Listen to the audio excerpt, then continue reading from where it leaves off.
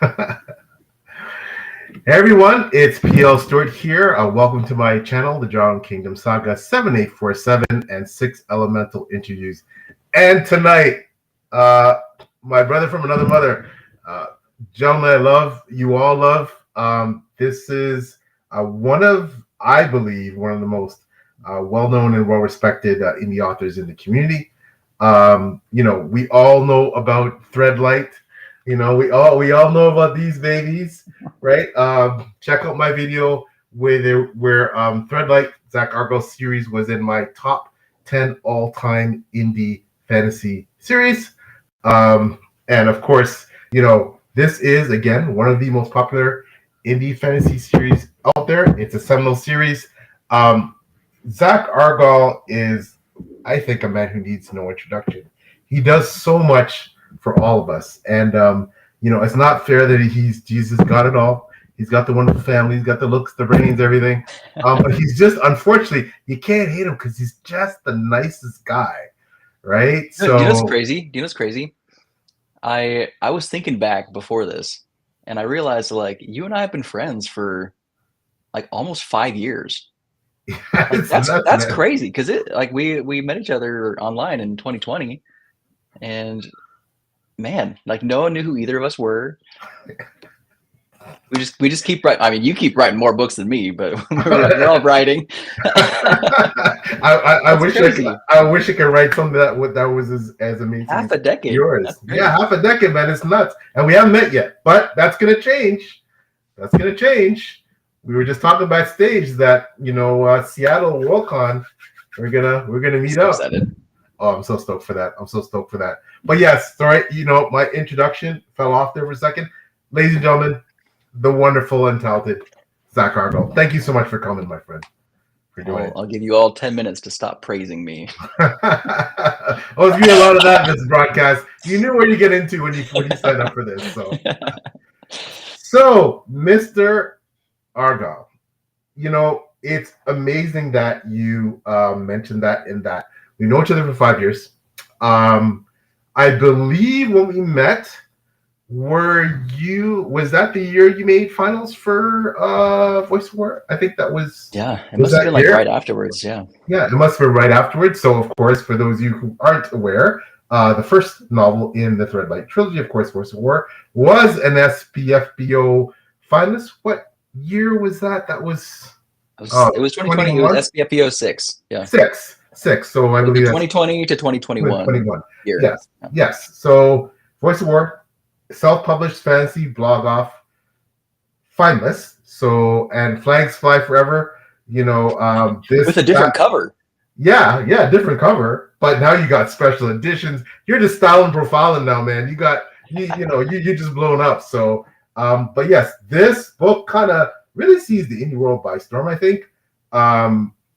A lot of people, and I know one of your biggest inspirations, obviously, is Brandon Sanderson and Stormlight Archives. But this book really blew up, in the indie community, and so well deserved, of course, the finalist tag.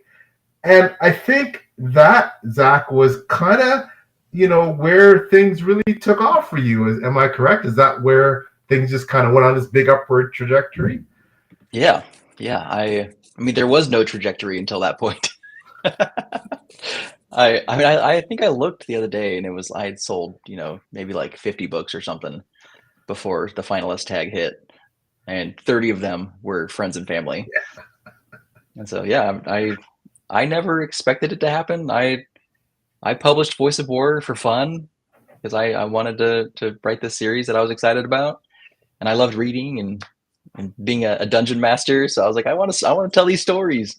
But yeah, it somehow it clicked. I think it's a nice mixture of, it feels very familiar to quite a few things that people like, but then with like a dose of something a little bit different. So I think it ended up resonating with more people than I expected. So that was cool. Oh, definitely. Again, it just really blew up, and I think it just goes to show you. I know you're a big Sanderson fan. you know, and although I am not, yeah, look at all those special. How much cash is that, man? All those special editions. Well, you know what's ironic about that? I think this is so funny because the first Sanderson book I ever read was I read the Mistborn trilogy. I read a PDF of it that my friend gave me for free. Wow. So I read a pirated copy of Mistborn. Mistborn 1? The whole trilogy. 1? Oh, the whole all three of the original trilogy. It was just a pirated copy of it. Wow. And I don't feel bad because we've clearly given him plenty of our money. Yeah, I'd say you made it up to him. My much cheaper version is over my shoulder. That shoulder there, I know you can't see it, but yeah, I mean, but I think and again, while I'm not, I've only read one book by Brandon Sanderson, The Way of Kings. And again, you know, everybody, you know, reading tastes are so subjective. But clearly, Brandon Sanderson is one of the biggest, if not the biggest, fantasy author right now. And he sounds like a wonderful human being. I think that's the biggest thing that I respect of him. And of course, he's done so much for the writing community. And, you know, in terms of all he's done with teaching and educating writers in terms of, you know, how to craft a story and to be better. There's so many positives with Brandon Sanderson. I must say, though, you know, like, I think one things about your books that are incredible is that you talked about things being familiar. It captures that essence, that kind of Sanderson essence, without having. Let's put it this way: this isn't even one Brandon Sanderson book. Okay, so true. So you managed to do all that. You managed to write fabulous characters, have engaging action, great themes, especially with family and everything, and you did it in this compact, neat package, right? So I think that's one of the reasons why your series is so endearing, because, you know, you don't have to commit to, you know, 4 weeks of reading one book with a Sanderson chonker, as you can see, compared to reading one of your books, which, you know, you can get through in a weekend. Easier to digest. Yeah.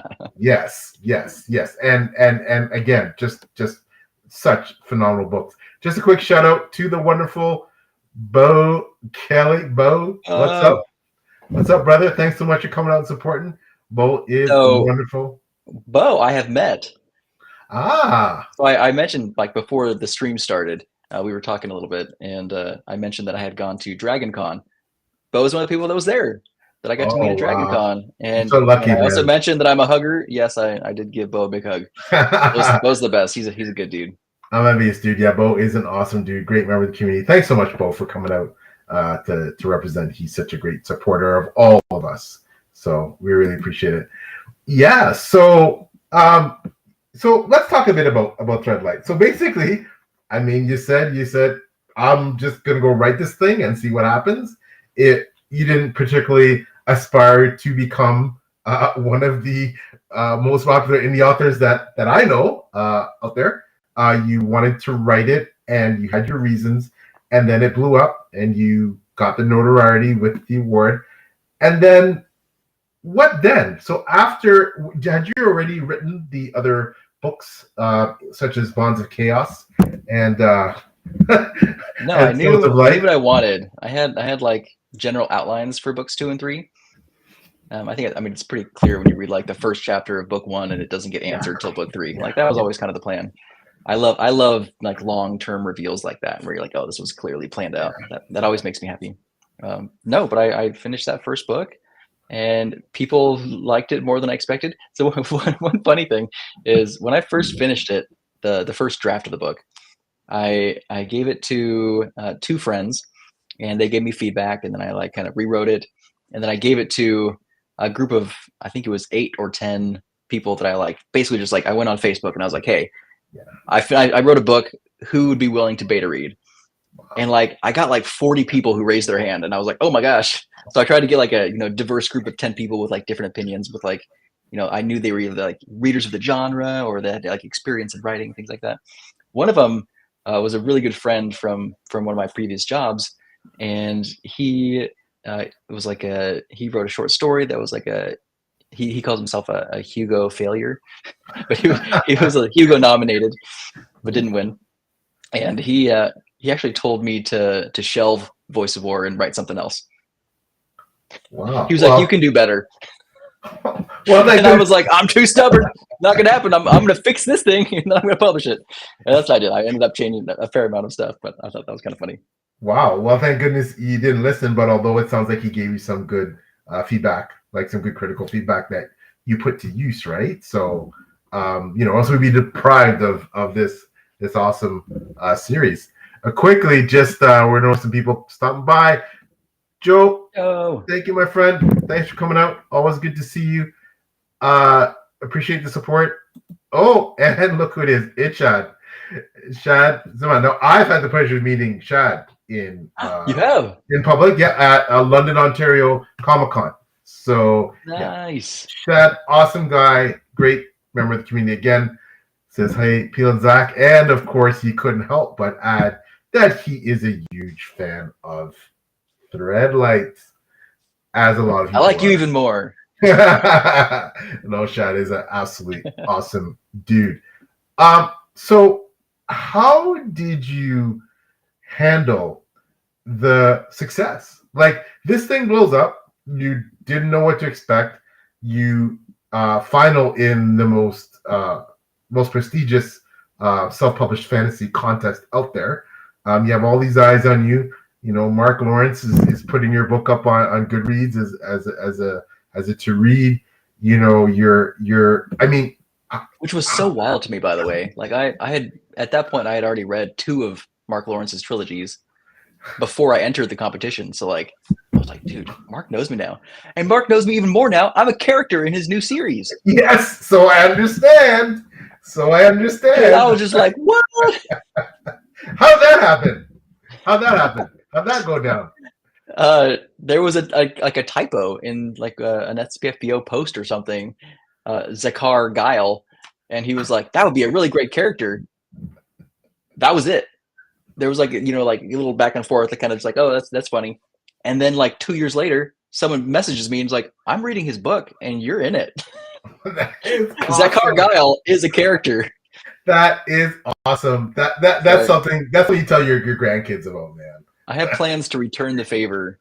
A standalone that I've worked on a little bit here and there, and there's a race of people called the Marklaws, and one of them's name is Rents. Oh, Marklaw Rents. Marklaw Rents. All right.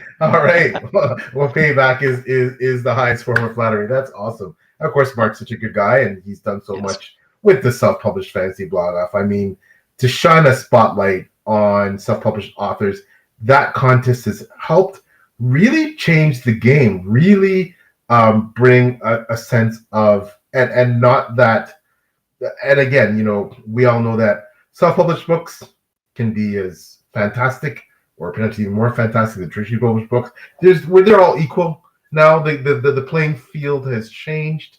People realize that self-published books are of a quality now that we're all just authors, right? Is this how you choose to publish your work? And we have friends on all sides. And I think, but the self-published fantasy blog life is really, and I don't want to use the word legitimized, it's certainly shown people that it's not a competition, but self-published books can compete for your attention, for your readership, and should, the same way that traditionally published books do. So what was the experience like to be a finalist in SPFBO? It's the worst. which I say from experience, and also I'm in a new writing group, and one of the people in the I'll mention J.A. Andrews is in my writing group, and she's a finalist currently, and she'll just message me sometimes and just be like, this is the worst. You just like sit there forever, and then you get a review, and it's never as good as you want it to be. Like, no, it's not. Or there's people who read my book and gave it a really low score and were like, oh, I DNF'd it because it was horror, and I was like, you read the first chapter. That's what you read, and you didn't like it, and that's fine. But like, it's not. My books are not horror. Like, no. So yeah, it's hard, right? Because like in reality, you just kind of have to try to distance yourself from it because you can't react, right? Their job as reviewers is to try to be as legitimate and fair as they can in their reviews, and it's not always going to be good. And that's hard as an author to have, because it's hard to get bad reviews. It's extra hard to get bad reviews that are like published in front of the world to see. I hear, but at the same time, It's not like on Goodreads you get a 2-star and it's just like, well, nobody's going to see that. It just disappears. This is like you get a 4, which is a 2-star, pasted in front of thousands of people. Like, oh, here's the score for your book, and it's like, I don't know, like reply to your review because like you misunderstood something, and I think you might have just like read too quickly, but I can't say anything. Yeah, I hear you, but you know what though? The spotlight, and I know that's intense, and that's definitely the downside. Yet, all the readers that are now attracted and focusing on those 10 books, I mean, surely you pick up a lot of people who wouldn't otherwise have read it, and then your Goodreads reviews just start going up in numbers numerically, and people start getting to know you, the person, because you do interviews. The spotlight is on the 10 finalists, and beyond all that, I'm sure that, and even beyond the finalists, the bonding, the sense of camaraderie with the self-published community. That's the best part. Yeah. Oh, especially like the finalists. Like the finalists always get a Discord together with the 10 of them. I'm still really good friends with all those people. Like Justin Lee Anderson was in the group, Alexander Darwin, Patrick Samfire. Like Alexander Darwin, like we knew about his like trad deal like 6 months before anything happened. Yeah. It's like really cool. We're like all just like really good friends talking. We're like celebrating each other's stuff, and yeah.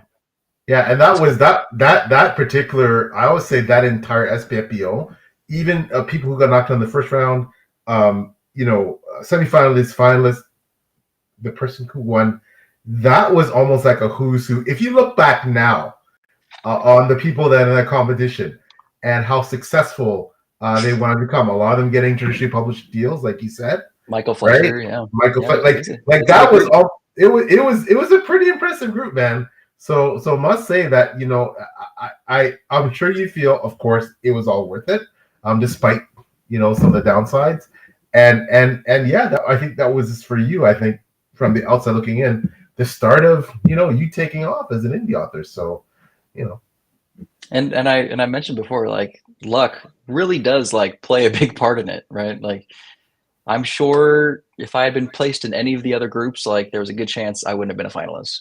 I got really lucky that Lynn's books, she came down between me and one other author, and the other author had previously been traditionally published. Clearly their book's really good. And Lynn was just like, I want to give it to this little guy. I like them both like equally. I'm just gonna give it to him.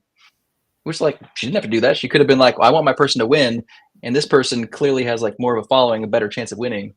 Right. But yeah, so there's a lot of luck that goes into it. But you're right, it's totally worth it. In our writing group Wednesday, another person in the group is JDL Roselle, and he was a finalist last year. And so when Jay Andrews was complaining about it, he was like, yeah, but it's really nice, all the extra eyes and extra sales that you get from it. We're like, yeah, that's true. Yeah, no, absolutely. Quickly, this is such a wonderful comment. Vishra, hello, thank you so much for stopping by. I touched this. Hi guys, you've both been super important through BookTube and interview panels and helping me become a better writer. Writing my first book right now. Well, congratulations! And get her done. Can't wait to see when it comes out. Maybe you can sneak the title in there if you're willing to share, and if you haven't already, Vishra, just to so we can add it to Goodreads, and so congratulations. And that is, writing a book is not easy. So congratulations. And it doesn't get easier either. No, it doesn't. Bo says a great story is a great story no matter how it's published. Agreed. Irrespective of traditionally published, hybrid, small press, big trad, 5, whatever you're doing, just write the book and get it out there. That's the key. Question again from Richard. Any advice on how to find join writing groups for fantasy? Zack, any? So I was in one for 3 years from 2020 till the end of maybe beginning of 2024-ish. That group was found from the 20 books to 50K Facebook group. I don't think it's called that anymore. maybe not. I can't remember. Yeah. Maybe it is still called that. I can't remember.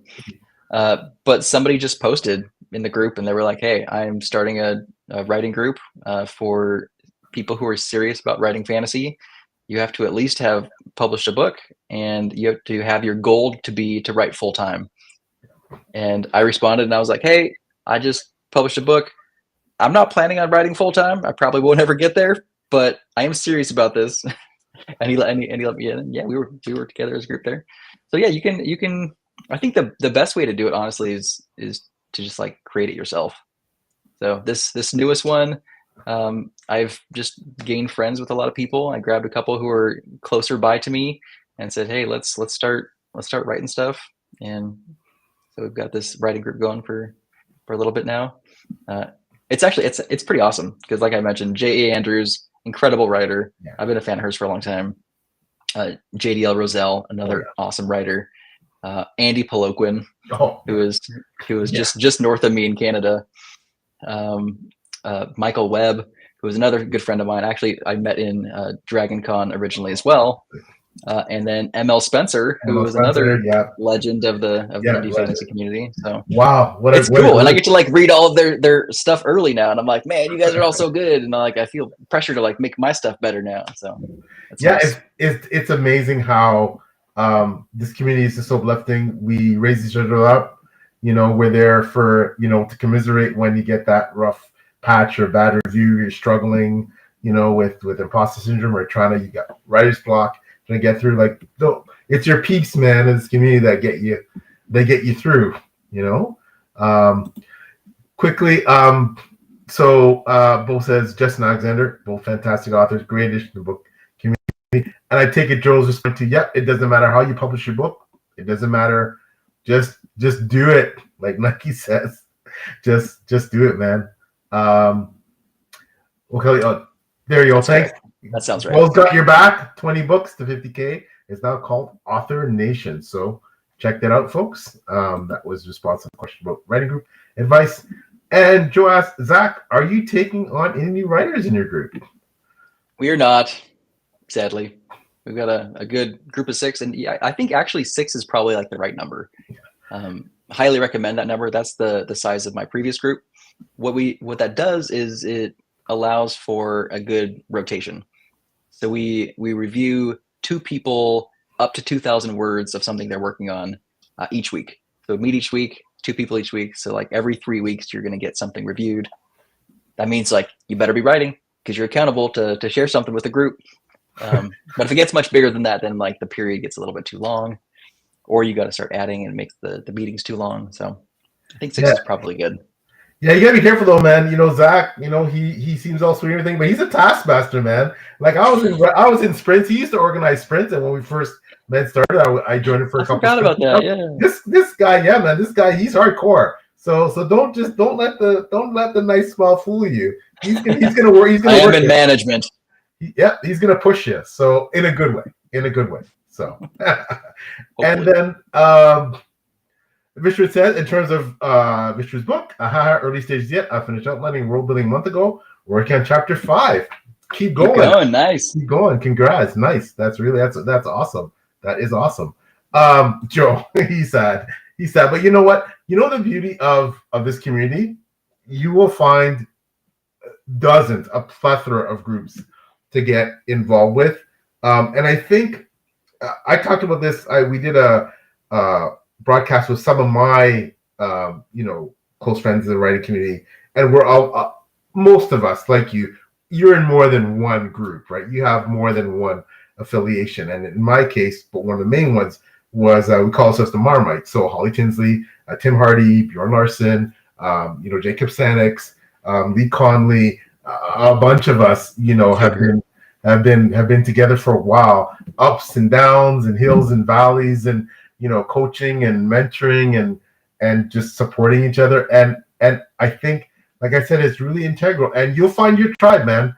You'll probably find several tribes, but you'll definitely find your tribe that will, help you be a better author, right? For sure. So then don't leave, Joe. You'll definitely have your group. So, so Zach, when you finished Threadlight, did you go, okay, I wrote a trilogy and I'm done, or maybe I'll write something in the future, I don't know when, or I have all these plans. Like, what happened after that? I had a pretty clear idea of what I wanted to do for the next series.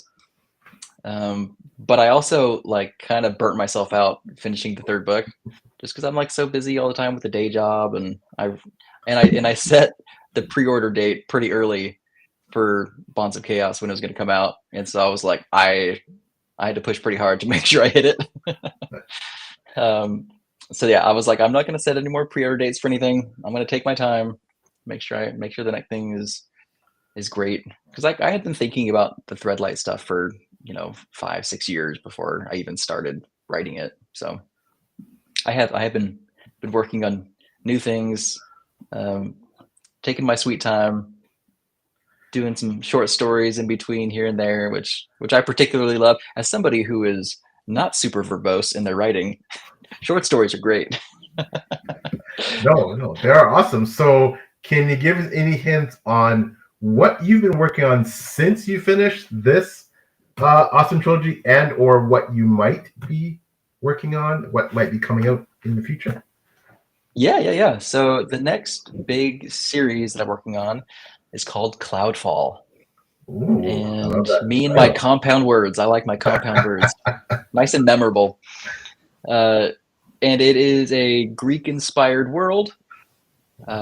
Follows three main characters in a world where 7 like U.S. state-sized chunks of land have been ripped out of the ground and are floating in the sky, and that's where all of mankind lives, is on these floating islands. And on the surface, there are this race of creatures called the Tarath, and they would love to destroy all mankind. But luckily, mankind has been safe up on the clouds for 500 years, so they're good. We got a young woman who is kind of the equivalent of a palm reader in their world. She's a tone reader. So everybody in this world has a tone in their soul. So their soul has a tone, and there are people who can hear it. She can't, but she reads tones to try to help people through trauma. And then there is a retired veteran living out in the woods who is raising a pod of sky whales. Ooh. And then the third person is someone who has been cast to the ground and exiled from the clouds. And so she's down in the blighted earth below. You kind of get a glimpse of kind of all of the different aspects of the world from those three folks. Oh wow, this sounds absolutely incredible. Like, I guess the last person is probably clearly fighting to survive since all the bad creatures are down there. So, Yep. The guy that's living off grid sounds really interesting. Raising whales, like these characters sound awesome, man. These characters sound awesome. There's some good ones. There's some really good side characters too. The girl, the one who's like the palm reader, her best friend is paralyzed in his first chapter that you meet him, and so they get to work through that. His ex-girlfriend is a luthier, so she creates like stringed instruments. She's like a famous luthier, and she is a potato sommelier. Okay, she's a connoisseur of potatoes. She's wild, and she's like obsessed with this guy Dracos, and they broke up. But his favorite dish that she ever made him was potato soup. So she's convinced that if she learns everything about potatoes and makes the best potato soup, she can get him back. So Oh, this sounds. She can't stop talking about potatoes. Oh, this sounds awesome, man. This sounds awesome. All right, I'm all in. I'm all in. You absolutely sold me. It's fun. It's fun. Can you give us any hints as to when we might see this Cloudfall come out? I was hoping to be done last year. Now I'm hoping to be done this year. So maybe next year. Hey, we'll see. We got the writing group keeping me accountable now, so I'm gonna keep trucking along. The story is bigger. The world is bigger. Things are generally more complex than Threadlight was. So it's definitely taken me more time to get rolling on it. It's okay. You cook it for as long as we know where it's going to be another amazing series. Oh, because she's from Idaho. The potato. There you go. Well, and Joe says, sorry, series. Depends on who you ask. Yeah. Oh my gosh, just stalking your ex-girlfriend, stalking with potatoes. Yeah. Yep. So, no, it sounds amazing. So it's the short stories you're speaking of. What can you tell us about short stories? Yeah. So, I mean, the first short story that I put out was one called 5 Silver Rings, and I used it as like a newsletter builder. I ended up selling that to Grim Oak Press. They started this new tradition that they're doing. So it's really cool. They're doing this thing that they call the Grimoire, where whenever Grim Oak Press is attending a convention, they are putting together an anthology of attending authors. And so this was for Dragonsteel at Brandon Sanderson's convention. Yes. And so I was in the Grimoire for Grim Oak Press alongside Robin Hobb and Fonda Lee. Wow. So that was pretty cool. And I love that short story. So I was glad it found a nice home. Grim Oak Press then also did an indie fantasy Kickstarter anthology called Unavowed, which happened last year, and those books are getting close to going out because I just got my edits back and I handed them back to them last week. So that should be getting close. And they actually have a grimoire for Worldcon that I will also be on. Ooh. I cannot say who else will be on it, but boy howdy, am I pretty excited to be on it with folks on it. And I just finished my story for that a couple weeks ago. That's a hint if I ever heard one. So yep. Oh, that's amazing. You'll want to get the Worldcon grimoire. You'll want to get that one. Well, congratulations, my friend. That is some awesome news. Congratulations. That's fantastic. That's fantastic. You said that you're really enjoying the short fiction stuff. Is that because you feel that I mean, for me, like, it's funny you said that. I recently just wrote my first short story for an anthology, and it's coming out in March. A bunch of amazing authors, MJ Kuhn. It's part of the Shapers of World anthology, and that's run by the awesome Ed Willett, who's an author, and he selects people to interview on his podcast, and he asks them to essentially write short stories, and it's coming out in now. But I know, because I am one of those verbose guys, I struggled to get that short story out because it's like, how long is your short story? It's about 10,000 words. My longest one is like 5,200 words.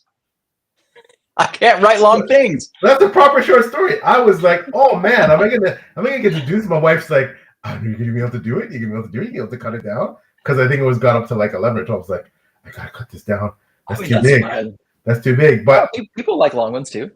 But the thing is, again, like, because I'm used to writing these big chunky fantasy books, it was kind of a struggle. So how did you feel about transitioning from, yes, these are mammoth, but still they're 300, 400 pages, like, how did you feel about transitioning the short story? I loved it, man. I love short stories. They're great. I have always been a short writer. Like I grew up writing a bunch of poetry, doing a bunch of songwriting. And so I've always loved trying to find the best way to say a short thing, which is also why I love putting snippy quotes in my series and stuff. You got a lot of those. You got some awesome quotable stuff in your books. Yeah, I love doing that. So short stories are nice because it's just you got to find some condensed thing, and then you try to figure out, how do I tell this as efficiently as I can, which is at least for me, a fun problem.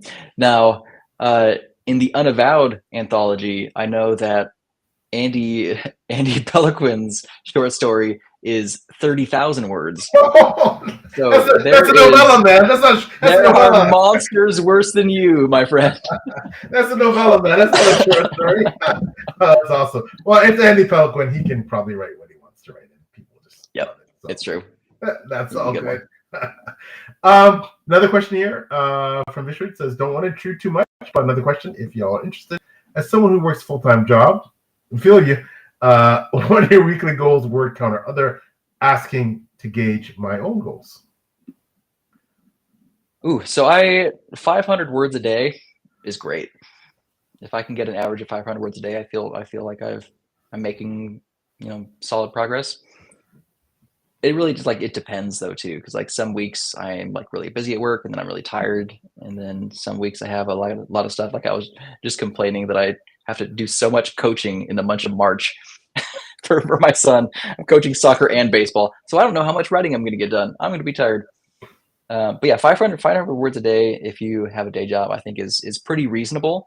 And what it does is it keeps you writing, right? And that's really the thing, is it's really easy to drop off. And so setting a high goal can kind of be demotivating. Or if you set a 500 word goal and then you write 800 words, you feel pretty great about that. But if you set the goal at 1,000 and you only write 800, then you're like, oh, I got to keep going, but I really don't want to. So I'm all for whatever keeps you motivated. That should be your goal. Yeah, and I think that's excellent advice. I think that's excellent advice, and I think that, and I told you, Zach, that nice smile. He's a taskmaster. He's driven, man. That guy, and he's consistent. If he says 500 words a day, that's what he's gonna write, at least. I am much more, although I'm a planner in pretty well every single little thing about my writing, I am not a planner in terms of word count, daily word count. I write when I'm motivated, inspired. I think that's a kind of a corollary of shift work. And now I don't work shift work anymore, but working shift work for so many years where it's man, it's I just came home and it's 8 o'clock in the morning. I'm tired. I'm going to sleep. And when I get up, I'm going back to work at 7 at night. And it's I'm just not feeling it. And sometimes coming off a block of 4 shifts, and it's the first day I'm just drained.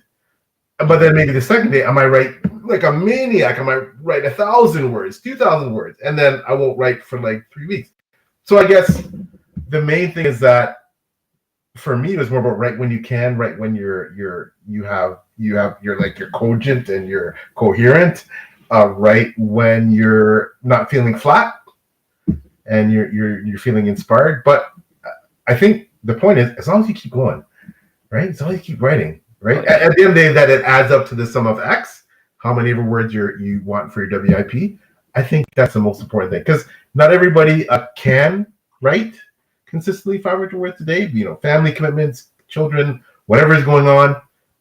But as long as you keep going, right? That's the most important thing. But I agree with Zach. Targets are a good thing. So targets are a good thing. Quickly, so Shad said, hey, Shad's excited for your new stuff, Zach. He's excited. You got a big fan there, so I'm sure he will be reading that. Oh, the wonderful Timothy. Well, check out Timothy. He is a marvelous member of the community and a great author himself. I recently read Platinum Tinted Darkness. It was a ride. Oh, man, that was a lot of fun. Nice. Timothy is also the self-published science fiction contest. I can't remember the acronyms. He's also finalist. SFC. Yes. So congratulations, Timothy, on that. Well deserved. As I said, Timothy is a brilliant writer and great member of the community. So check out Timothy's books. And I was expecting actually at 10:30 p.m. Yeah.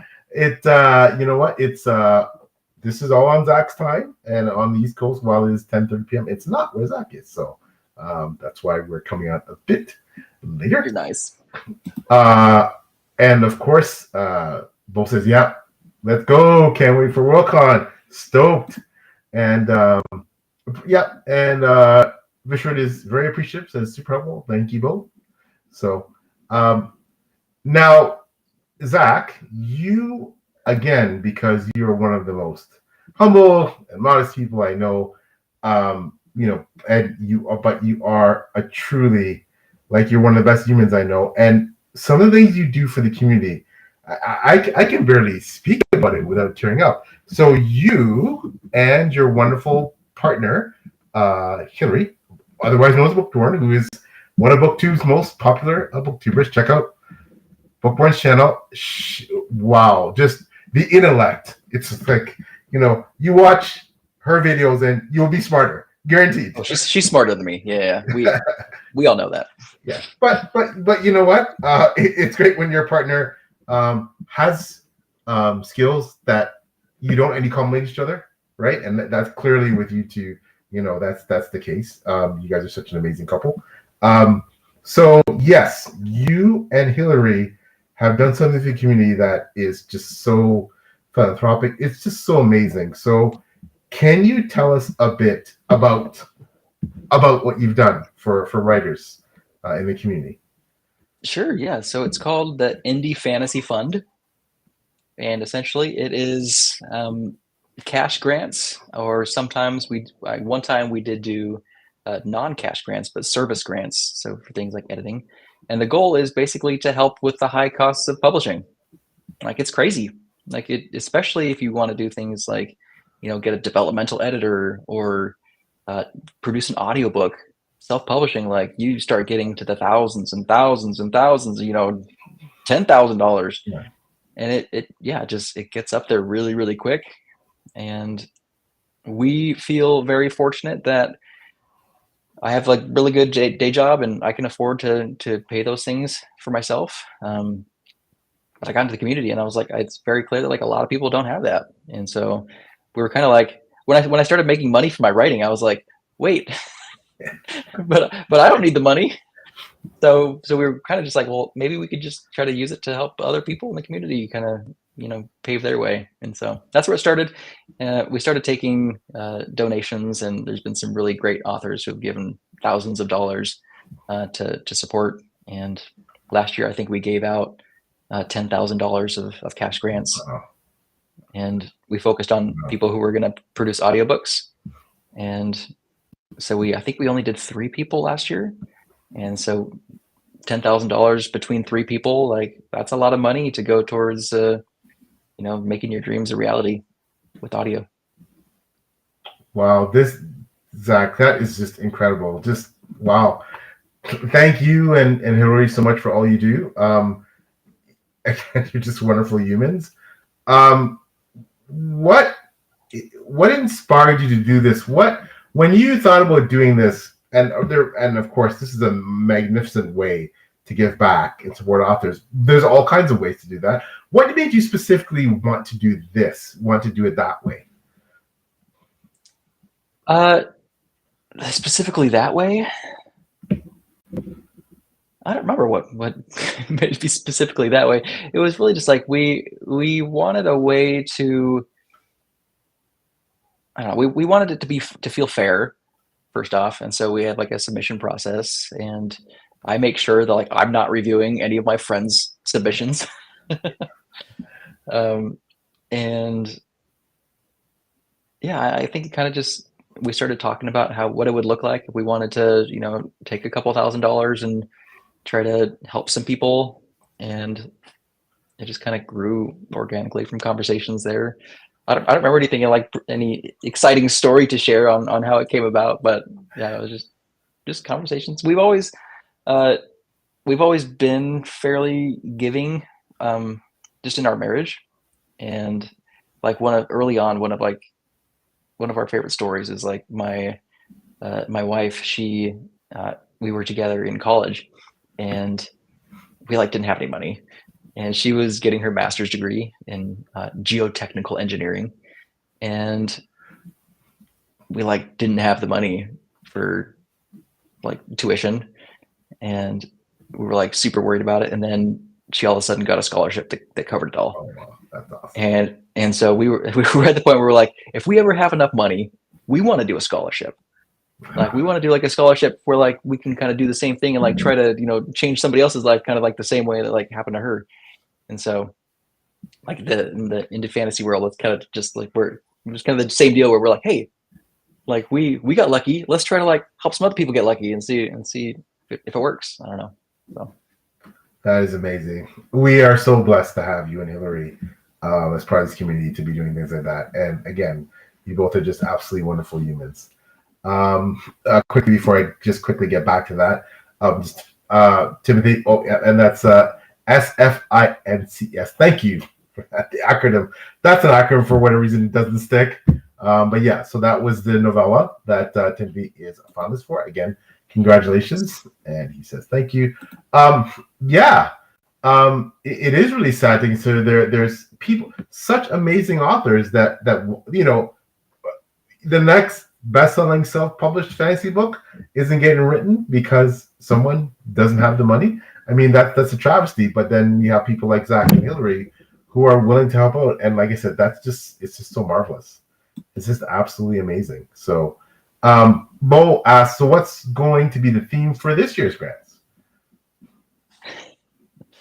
Are you saying because we haven't made any announcement about this year yet, Bo?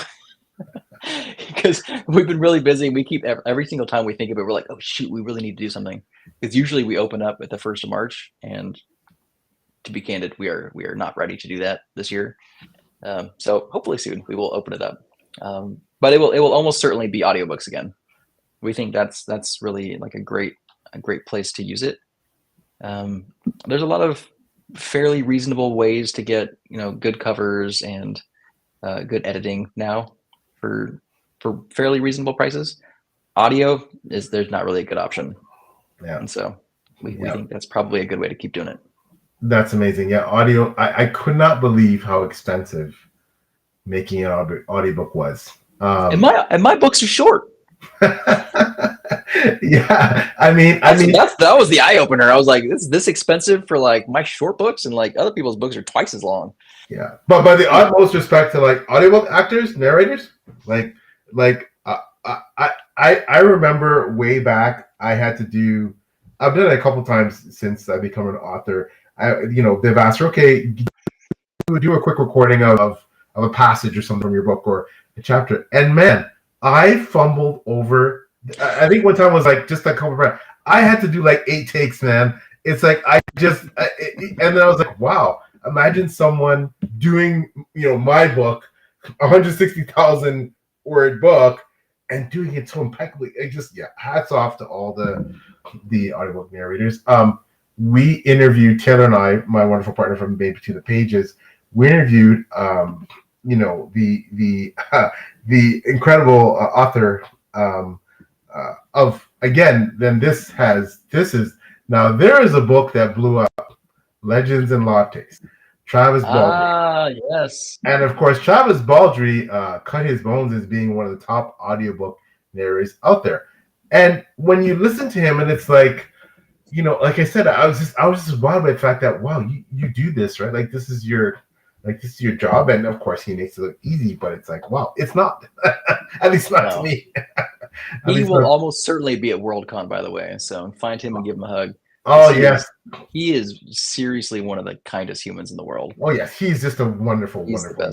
Yeah, he deserves all the success that he's gotten. New York Times bestselling. Like, he deserves all of that. So, yeah, definitely. He lives in my state, so I've seen him. Okay. He's a good one. You're lucky. You're lucky there. Seems like a lot of good people up there. So, I can't wait to get out your way. Demi says, my goal is to get audiobooks for my trilogy. The Marianne narrator. Probably the cheapest way, assuming that she gives you a break, gives you a discount. So, but so Zack, so you have a full, beautiful, blessed life, and I did want to talk quickly again about your awesome partner. We've had the pleasure of having both you and Hillary on Page Chewing, Taylor and I. It was an awesome conversation. That was a blast. It's been a while now. That's probably like a couple years ago. It's a couple years ago, right? So what is it like? Like, you all are both so busy, jobs, children, your beautiful kids, full life, and you're an author, and she's got a BookTube channel. Like, so how do you balance all of this stuff, right? Like, how do you do it, man? I don't know. I mean, I think it's just fun, right? Like two sides of the same coin. So we have so much to talk about all the time. I give her ideas for videos all the time. Yeah. Like her most recent video, just like WTF is Dungeon Crawler Carl. Yeah, Dungeon Crawler Carl. Yeah. That was my video. I was like, you should do that video. You're the one. And it's doing great. It's got like 5,000 views already, and it came out Wednesday. Oh yeah. Speaking of books series that just went totally like just totally blew up. Like, wow. Another local person to Seattle area. There you go. Oh, what is a lot of talent. A lot of talent down there, man. It's, you guys got some talent down there, man. So he's a good dude too. Yeah. Yeah. He seems like it. But yeah, so your other half is an amazing booktuber. How do you read the same sort of books? Do you have the same taste? So when you said you come on We Talk Books, like, are there times when I'm guessing there are, or perhaps they're not, your tastes on a book vastly differ? Like, one of you's like, I love this, and you're like, I cannot read that. Like, does that ever happen? It definitely happens. Yeah. As you know, I am often a DNFer, and I'm trying to remedy that. And I also have, like, I don't know, for the last couple of years, just like not been finishing any series, and so I've been trying to do that as well. I think a good example is I read Jade City by Fonda Lee. Oh, yeah. I thought it was so cool. I loved it. Yeah, it's a great. I told my wife all about it, and I was like, "You got to read this. Like, it's awesome." She read the whole trilogy. It's like one of her top series of all time now. Yeah. I still had not read books 2 or 3. I finished book 2 last week, and I'm like 150 pages into book 3 now. Hey, there you go, man. It is very slow. She has a lot more patience in books than I do, which we've realized. She also recently went through in the last year and read all the Song of Ice and Fire books. Yes. And she was like, Zach, you have to read these, because she's like obsessed with it now. Yeah. And I read the first one. I really enjoyed it. Read the second one. It was really slow. It was good. There were some like really good moments, but I was just like, this is not a 5-star book for me. And she's like, no, you have to read book 3. Book 3 is the best. You have to read book 3. So I will probably at some point read book 3. But yeah, we do have differing things, I think, that kind of bring us through. And she reads a lot faster than I do, and she's more patient. So she does not DNF books. Like, if she starts a book, she will finish it. Whereas I, like, because I don't have a ton of time and I read slow, like, if it's not working, like, I want to try something else. And there's nothing wrong with that. I fall more the other camp where I'm a serial non-DNFer. I can't do it. That said, I do enjoy reading big, long, chunky, slow books. Right. Yep. I just finished Malazan. I feel that's a big accomplishment. That is. That was. I don't think I can do it. That was a marathon. It is absolutely brilliant. It's currently number 3 in my trad epic fantasy series, but nice. It also took me 3 years. So that's a lot, though. That's it's a commitment, man. It's an investment. But you know what? It doesn't matter whether it's a long work or short. Man, you can't go wrong reading. You never. I have rarely read a book where I'm like, oh my gosh, I wish I didn't read that.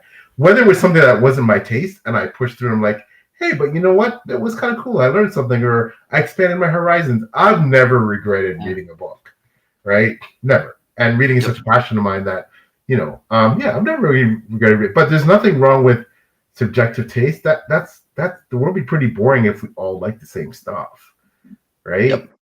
So I DNF'd her favorite book of, like, it was like 2019 or something. She read 10,000 Doors of January. Oh, okay, yeah, that's on my TBR. I can't remember who it is. Maybe like Alex Harrow or something. Yeah, maybe Alex Harrow. Yeah, I think that's Alex Harrow.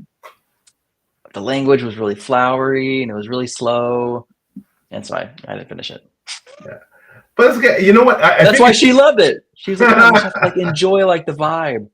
And I was like, I wasn't, though. But it's important, I think. Now that I'm old and gray here, I feel it's really important to the reason why. The way I say, Paul, like, you get a lot of 5 stars. I say, yeah, and I'm perhaps I don't know if that means I'm more generous, but I basically tend not to read books that I know ahead of time I'm probably gonna really love this, and the ones that I go, I don't think I'm gonna like that, I don't read them. So I'm not saying that I don't have room to take chances, but generally speaking, I don't really anymore because I'm 55, and like you said, time is short. So I want to read those books that I'm pretty sure are going to be 5-star reads. and the ones that I'm kind of like about, I tend not to pick them up. And not that they couldn't be 5-star reads, but I think unfortunately they've become a bit more wary as I get older that way. But that's a good thing. But I think, but of course, that also means that I tend not to DNF a lot of books, and that's not me, period. But now I don't, because I have a good idea it's gonna be good, and it usually is. So I don't know if is that a good thing or a bad thing? I'm not sure. I think it's a good thing. Yeah. I'm not really sure. Hey, I read the first ACOTAR book last year. How did that go? I was like, you know what? I did this in college. I think I was like a freshman in college or something with Twilight, where I was like, I can't complain about this unless I read it. And so I read the first one and I was like, yeah, no, I don't like that. So I was like this romantasy thing, like, and my sister-in-law like loves the ACOTAR books and stuff. And I was like, you know what? I'm going to try it. And I read it and I didn't like it. But you tried it though. You tried it. Right? Like, no, the second ACOTAR book is so good. Like the whole world expands. Everything's different. And I was like, yeah, but I don't want it. So I'm going to get to this question, but I do want to come back to books that you like. So just a question here from James. Thank you so much, James, for coming out. Really appreciate it. He asked, Zach, what are some underrated fantasy novels that you think more people should read? Ooh, we mentioned Alexander Darwin earlier. I love the Combat Codes trilogy. It is so fun. I have not read the trad version of it. I have a caveat that, so I know it's slightly longer now. I assume it's better, but those books are awesome. They're so much fun. He as a fighter himself, he writes the best fight scenes. Yeah. And the world is like this cool, like grungy, dystopian Final Fantasy world. And I just thought it was so cool. So that's a really great trilogy that doesn't really get talked about enough. Crazy to think that Alexander Darwin's underrated. Right? You know what I mean? Like he said the name, people are like, oh yeah, I've heard of him, heard of Comic Codes, but then perhaps the book isn't as well read as it could be, like you said, right? So yeah. And I'm like, what other ones? I gotta like look at my shelves and remind myself what I've been reading. You know what I think is definitely underrated? Sarah Chorn, who is a very, very popular editor. Yeah. I love her books. Her books are awesome. And they are not what I normally read, but they're short. So I can digest them quite well. Yeah, because Sarah's prose is very flowery. Sarah's prose is very flowery. It is, yeah. The Necessity of Rain. I read that maybe 2 years ago. It's a nice short book. Man, it is like a really interesting, cool world. Again, like she writes with like so much emotion. I felt like exhausted after reading that book, but like in a way that like I felt like I was a more empathetic human because I read it, and I was like, what a cool outcome from reading a book. So yeah, Sarah's awesome. Yeah, there's definitely one that is underrated. Yes, she's underrated, and she is again probably one of the most popular indie editors. Like, I mean, Sarah Chorn. If your book is edited by Sarah Chorn, I think it gets a lot more kudos. If someone sees that, more credibility. If someone sees it on your cover, I read, wow, Seraphina's Lament. That was just a heartbreaking, dark, just wow, surreal.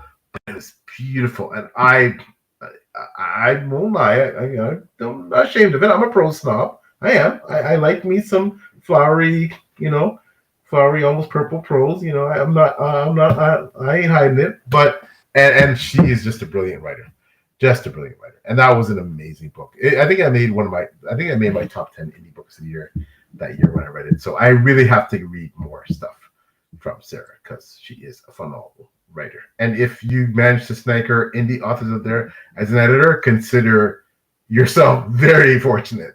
If Sarah's, takes on your project, you're doing well. You're doing well. Yep. So, grunge and fantasy, and she says I started reading Dungeon Crawl, specifically right after that video. So we should be thanking you, Zach. Okay. All right. Bo says first discovered Zach because of his wife's channel. And of course, you get some hate here from Bo that you haven't finished the Green Bolt saga. So it is awesome. It is especially funny coming from Bo because you can see kind of like part of it here, but these are like the really nice Illumicrate edition of the Green Bolt Saga that Bo gifted us. Because I love Jade City and my wife loved the Green Bolt Saga so much. Oh my God! Yes, I am finally finishing it, Bo. What a great friend! I will finally give proper homage to those beautiful books. What a great friend! Bo is awesome. Just an awesome dude. That's awesome. Yeah. After trying Malazza, and you know what? It is an investment. It is I won't say it's a slog. But you will be rewarded if you like the big chunky epic fantasy, and that's your bag. You can't go wrong. Like with Malazan, it is stunning. But now I need a break from. Now I've been reading smaller stuff since then, right? We have the wonderful Andrew. Love you, brother. Andrew's Wiz Reads. Andrew was one of the first reviewers who reviewed Threadlight. Oh, wow. And he's been like a really awesome champion since the beginning. So I have a huge soft spot for Andrew. That dude, he's just so awesome. He is beloved. That million-watt smile. Yep, he does have that, I must say. Andrew, he says, he asked how goes the latest writing project. We were just talking about that earlier. You gotta rewind the video. Yeah, gotta go back, buddy. And he says just finished after book 1, Buddy Room. Surprisingly, he loved it. Oh, okay, fantastic. Speaking of underrated books, Andrew says Cal Black. Read Cal Black, and he says super underrated. Andrew got some great underrated recs. He's really. You watch his channel. Andrew's a phenomenal booktuber, one of the best out there. He has some great underrated indie recs. So he's a real indie champion, and for that's one of the reasons why we love the guy. So, and Bo says 100% agree. Multi-setting fight scene, combat codes is a must-read for sure. That's love Sarah's work. Yep, she is a brilliant author and a phenomenal editor. And it says, Zach, you would love Divinity. Oh, yes. I'm laughing about this because hey, Andrew, look at book 2. Look on the cover of book 2.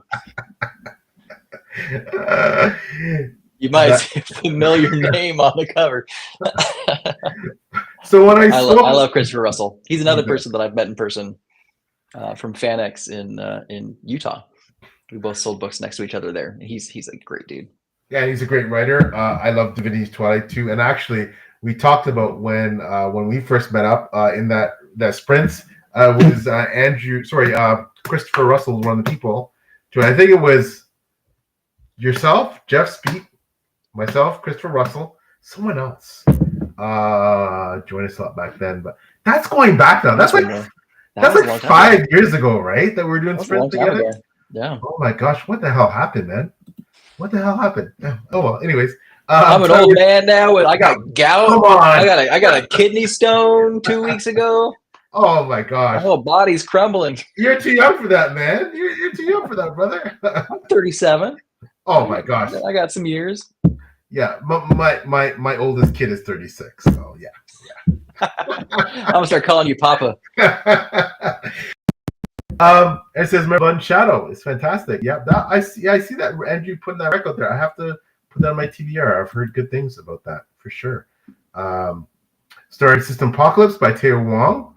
Speaking of Dungeon Crawler Car, I guess it compares favorably. I've had Teo's book for ages. He's so amazing to give it to me. I finally put it on my TBR this year. I have to read his book this year. He's a great guy. Gives a lot of great advice for indies. So Teo Wong, check out his stuff. And yeah, of course, brother. Right back at you. Andrew, you're a baby 2-man 35? Oh my gosh. Youngins. These youngins. Happy birthday, my friend. In advance. Another March. I'm also a March baby. So not a baby anymore, but so happy birthday, buddy.